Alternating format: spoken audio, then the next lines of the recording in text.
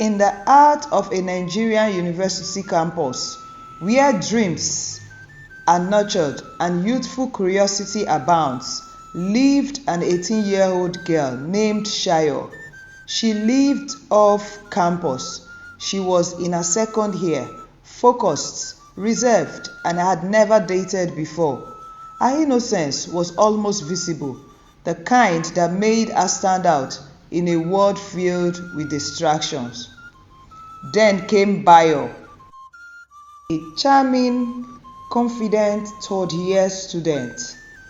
He was everything she was not: experienced, smooth-talking, and cunning in his ways. Bayo began spending time with Shayo, helping with her assignments, showing up at her hostel, offering advice and attention. Slowly, she grew comfortable with him. She began to trust him. One of the days at Shayo's hostel, Bayo had visited her that evening. After a brief discussion, she said to him, "I wouldn't want any disturbance, as exams will be starting next week." They talked that evening and he left. On the day of her last paper, she met Bayo on campus after her exams. They sat at the motion ground, chatting. "Shayo, congratulations to you. Now you can at least rest a bit. Have little time out before next session begins." Bayo had bought 2 packs of juice, gave one to Shayo and the other for himself. "I bought this so that you can drink and relax at home. So it's a takeaway for you." "Thank you, Bayo." "When are you going home?" Bayo asked. "In 2 days' time." "Chai, I will miss you," he said to her. "I will miss you too. The holiday is just for 2 months. See, Bayo, this juice needs to chill, so let me rush home and put it in my small fridge.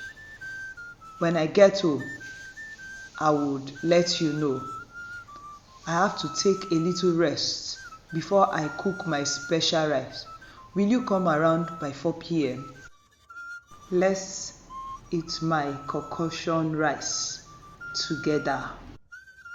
I would have loved to come over and celebrate with you, but I have some pressing things to attend to. "Abba, Bayo, I'm not going to take much of your time.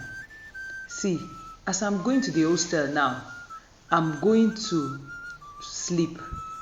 When it's 2 o'clock, I'll start cooking my rice. So by 4, it will be ready." "Okay then, I'll try to make it exactly 4. Bayo thanked him, returned to her hostel. It was 1 p.m. She took a shower and set her alarm for 3 p.m. By exactly 3 p.m., her alarm rang. She woke up, stretched out the stress of the exams off her body, then brought out a small camp gas, a medium-sized pot, the rice in a small bowl, and all the ingredients for the cooking. She took everything one step at a time.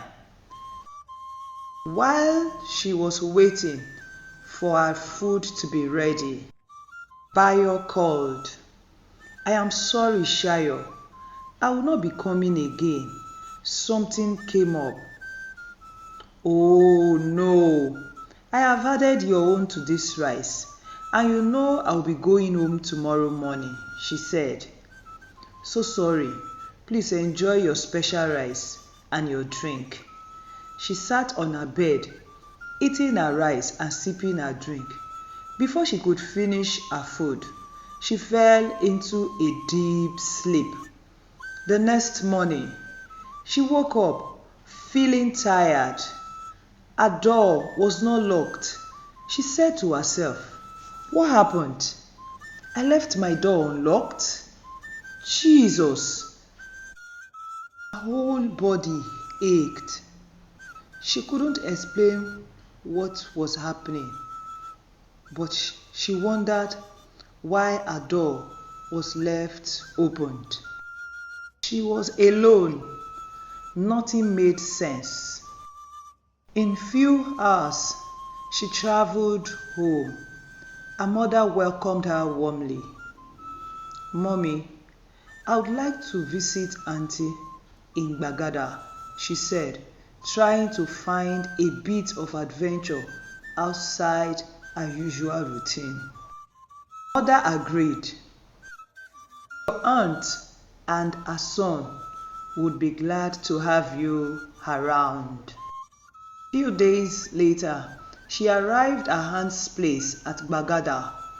She was welcomed by her aunt and her 20-year-old male cousin, Tayo, who had come home on holiday. She and her male cousin have always spent holiday together.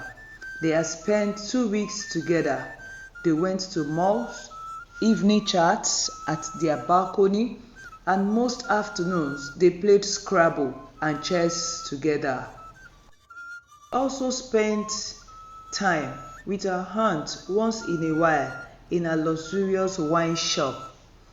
In the last week of her stay, a friend of her cousin came visiting, a 21-year-old young man who usually visits and spends some days.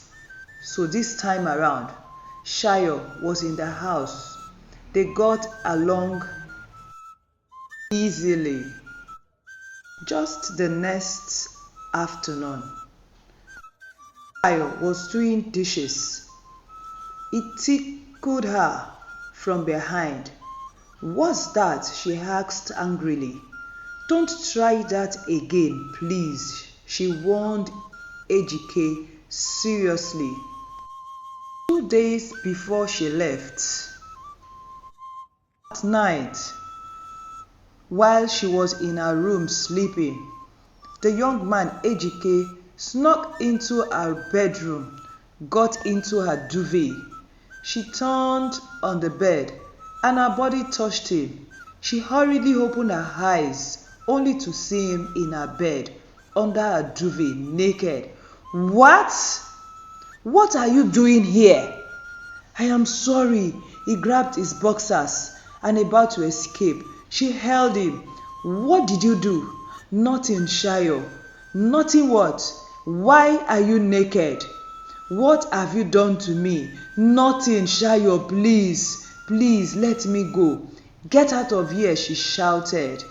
She sat up on her bed, clutched her legs to her chest with her hands, afraid of going back to sleep. The next morning, during breakfast, her cousin Tayo asked, "Shayo, what happened? You didn't sleep well. Your face looks like you didn't sleep at all." Ejike kept looking at Shayo to see if she would report him to her aunt or his friend. But Shayo looked away. "I am okay. I was disturbed in the night, so I couldn't fall asleep again. Auntie, I'll be going back home tomorrow morning. As the holiday is almost over, I would like to spend the remaining days with my mom." She returned home the next day, and her mom was happy she came home. "Shayo, how was your holiday? How is your aunt? And how is your cousin Tayo?" "They are fine, mommy. I enjoyed my holiday, but..." "What's that?" "Don't worry, mommy." "Ah, Shayo, I am worried, but what?" "Tayo's friend came around to spend some days. I don't like him, mommy." "Shayo, Did he visit because of you? No, mommy. He is not my friend. It's okay. I am about cooking before you arrived. So, go take a shower and meet me in the kitchen. I'm sure your cousin and aunt are missing you already. 3 days after, Shayo got a call from her course rep who told her that one of their caucuses was cancelled, so they had all advised to resume school immediately to resit the same course. As the exam council discovered that the questions to that particular course was out and the students had passed very well, she went to her mom to let her know that she will be resuming in a week time, earlier than the time scheduled for resumption. Our Chem 202, mommy, it's a caucus. Okay then, so in few time you'll be going back to school. Yes, mommy, and I will just stay back since the resumption is the following week. Shayo arrived at her apartment off campus, unpacked her bags, and then she retired to her bed with her books in preparation for the course that brought them to school earlier than resumption date. The following week, school resumed fully. All the students were back from their holiday. That very day by evening, Bayo visited Shayo in her hostel. How are you, Shayo? How was your holiday? Hope you enjoyed your holiday. Haba. Bayo, one after the other now. Holiday is over. The pursuit for excellence continues. This is my 3rd year and we are just resuming. I am ready to give this 3rd year everything it takes for my grade to remain like Olumorok. Shayo, softly oh. I hope you know that some students have landed in psychiatric homes because this type of decision, we all will pass. No, I am not one of those people that will land in the psychiatric home, and at the same time, I will not be among the ones that will just pass. My distinction is my goal. Immediately, as they were talking, she ran to the bathroom with her hand in her mouth, trying not to mess her room as she was nauseated. Ha, Shayo, what is it? Are you okay? What did you eat? He asked. As she came back to the room, before she could say Jack, she ran back to the bathroom again. This is not a joke, oh. Shayo, oh yeah, let me take you to the school clinic. Bayo, I feel very weak. I can't even walk. Whoa, you will have to manage. Please, oh, let them not say I was there. I couldn't help you. You have to manage and let me take you to the school clinic right away. He rushed out to get a bike. Rushed back into her apartment. Oya, Oga, please, we are going to the school clinic inside the campus. By the time they got to the school clinic, a folder was retrieved. Shayo Badmus. Bring her into the ward. After some questions, Shayo, how exactly are you feeling? The doctor asked why Shayo was on the bed so weak. Okay, when last did you treat malaria? Malaria can weaken someone. She was given drip and some medications. By the next morning, she felt better and was discharged. Make sure you complete the dosage given to you because you students can be lazy with taking your medications. Take care of yourself, the nurse said. 3 days after, she was in the classroom when she felt a pang of headache. She couldn't concentrate again, so she left the class and walked to the school clinic by herself. Auntie Nurse, my head want to fall out. As she was talking, she was holding her head as if it was going to fall without her support. Were you not the one that was discharged 3 days ago? She tried to nod. Then you need proper checkup. We will need to run some tests. When last did you see your period? That was when it was done on her that she had missed her period last month, and in that very month. I don't know, Shayo said. You don't know? Anyways, you will be fine. We will need blood samples and urine for tests. Go to the lab. After the results were out, one of the tests came out positive. Shayo Badmus, come to the doctor's office. Young lady, you are pregnant, the doctor said. I am what? You have never what? The doctor said. Nurse Titi, please give her medications. When she has thought of what next, she would come back. Shayo, still in shock, replayed the doctor's report in her head. Young lady, you are pregnant. She dragged her feet to the shuttle park and went to her hostel off campus. When she got to her hostel, she dragged her feet along the corridor. She didn't even hear as her flatmates were greeting her. She opened the door and fell on the bed. Suddenly, she jumped out of the bed, sat up. Young lady, you are pregnant, played fast in her head. Pregnant? Me? How? When? She was blank. She pressed her tummy, trying to see if she could feel the pregnancy. There was no picture of her with any guy in bed willfully or forcefully. Tears rolled down her face. The next day, she went back to the school clinic to see the doctor. Good morning, doctor.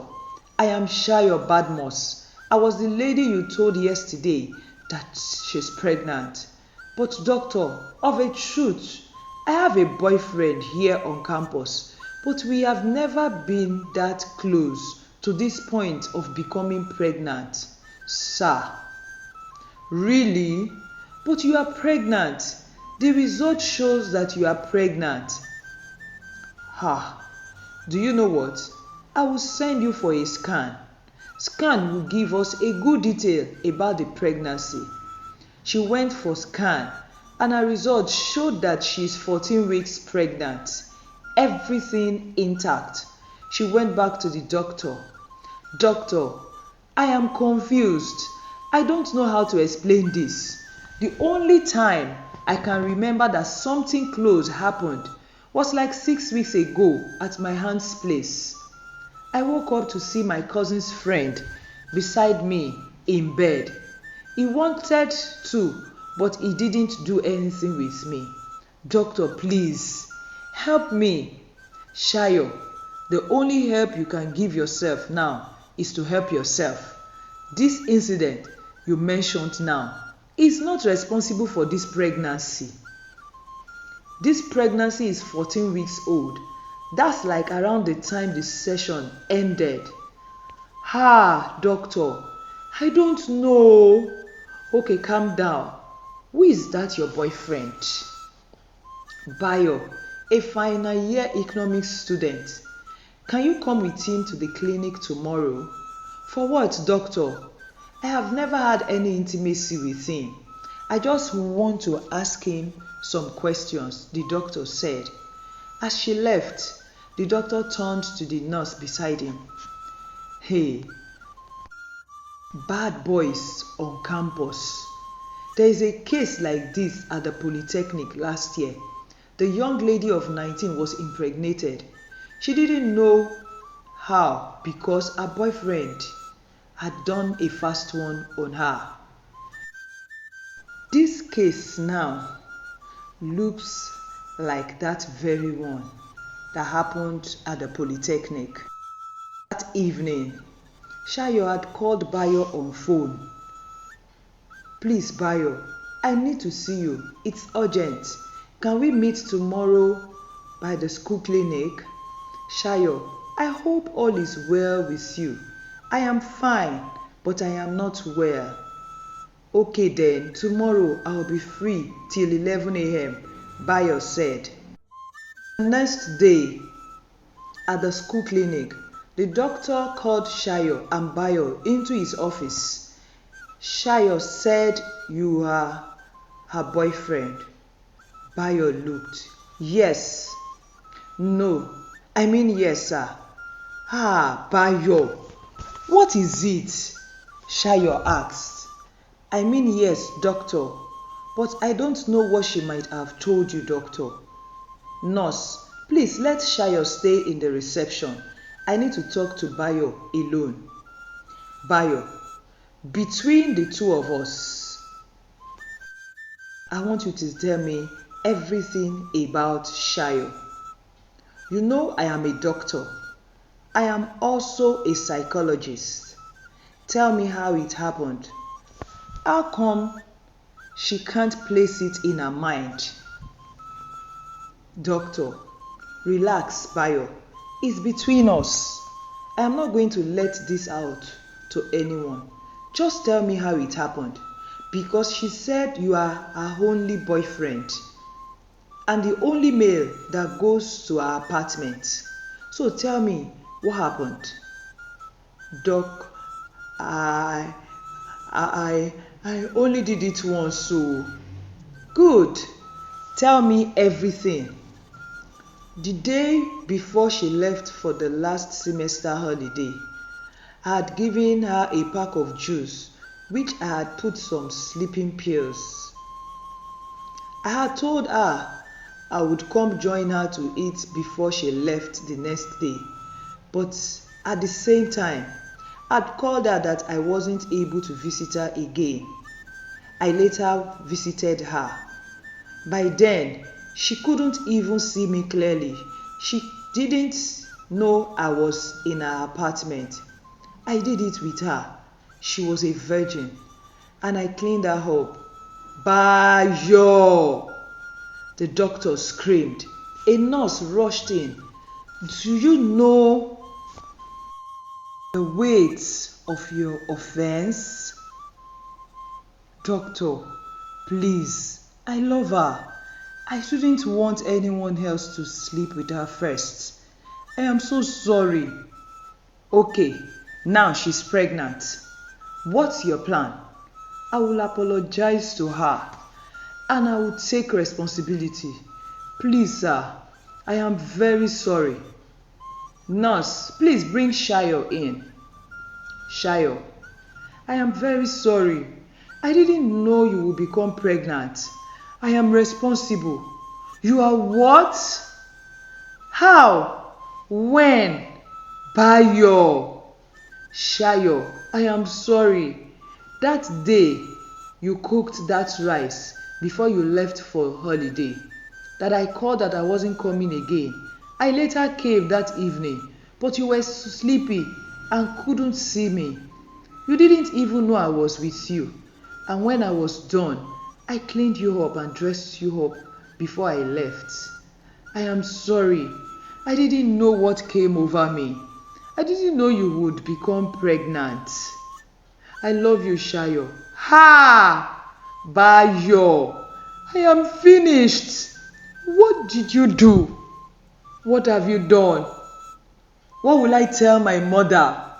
Please, doctor, I don't know what to do." "Shayo," the doctor said, "you have to go home. Go and let your mom know about it.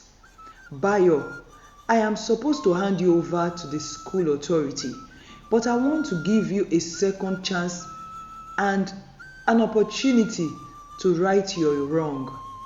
Thank you, sir." A week later, Shayo went home immediately. Her mom saw her. She dragged her into her room from the living room. "Shayo, What am I seeing? Who is responsible? Mommy, I am very sorry. I am sorry for bringing this shame. Oh, you know it's a shame. Now, go back to whoever is responsible. You cannot bring shame to me. It's certificate you are to bring to me. Mommy, I am sorry. It's a mistake. And Mom didn't allow her stay. I will send you money, but do not come to this house with this shame. Shayo went back to her apartment off campus. She called Bayo in tears. Thank you for what you have done. God will reward you. Before Bayo could say anything, she hung up. Shayo lived in her apartment with a pregnancy. She attended lectures with her big tummy. One day, on a call to her mom, she apologized again. Mommy, I am sorry. I am sorry for this mistake. Shayo, I have told you, what I want to see is your good grades like you have been doing and a certificate at the end. I don't want to see shame. Mommy, I am sorry. Her mom had not stopped sending her a upkeep, but she didn't want to see her with the pregnancy. One day, Shayo met Bayo on campus under a tree. Bayo, see how you are walking freely, attending classes. Look at me, what I never bargained for. Shayo, I have told you, you know I am only a final year student. I do not want any distraction. I have told you, go and throw this thing into Ogun River. Ha, Bayo, you put me into this condition and you know you did it. I didn't do it with you. Bayo snapped at her. Go and throw that thing into Ogun River. She sat under the tree and wept as Bayo walked away. A month later, she delivered a healthy baby boy. She returned home. A landlady, a 50-year-old woman who liked her before she took in, decided to take care of her and her baby boy. After she put to bed, few weeks later, she wrote her third year first semester exams. She had made up her mind to still keep her good grades, thanks to her landlady who helped her through with her baby. As the second semester started, the baby was 2 months old. She had called Bayo, who was about to start his projects. Bayo, this is not fair at all. You put me into this and you left me alone to take care of this baby. You have not done well, and I do not blame you. If the doctor had handed you over to the school authority, you wouldn't be telling me all this that you have been telling me. Few minutes, Bayo showed up at Shayo's place. Shayo, get the baby. Let's go. Where, Bayo? Come, let's go. They joined a cab that stopped them by the river. They alighted. Shayo asked, what are we doing here, Bayo? The place was quiet and lonely. He collected the baby from her and attempted to drop the baby into the river. Bayo, please give me my child. Bayo, please, I beg you, give me back my child. Shayo, listen carefully. If you ever disturb me again, I will have no choice than to throw this baby into this river. I have my life to live. Shayo got her baby, shivering as Bayo walked away. Little moral lesson from the story. Silence can be dangerous. Many young girls fall victim not just because of predators like Bayo and Ejike, but because they are too afraid or ashamed to speak out. This story reminds us of the importance of raising our voices early and loud when our boundaries are crossed. It teaches parents, teachers, and society at large to listen closely, protect fiercely, and never dismiss the cries of the innocents. Young girls must know that not all juice is sweet. Some are laced with betrayal. Thank you, my besties, for watching this story. I would like to hear your response about the story, what you like about the story, and what you would like us to discuss about the story. Thank you once again. This is African Tales by Ewa. If you haven't subscribed to my channel, please do. Like, comment, and don't forget to share this story with your loved ones. If you wish to help me grow my channel, please buy me a super thanks. I appreciate your time spent on my channel. I do not take your support for granted. Until I come again your way with another interesting and educating story. Bye for now.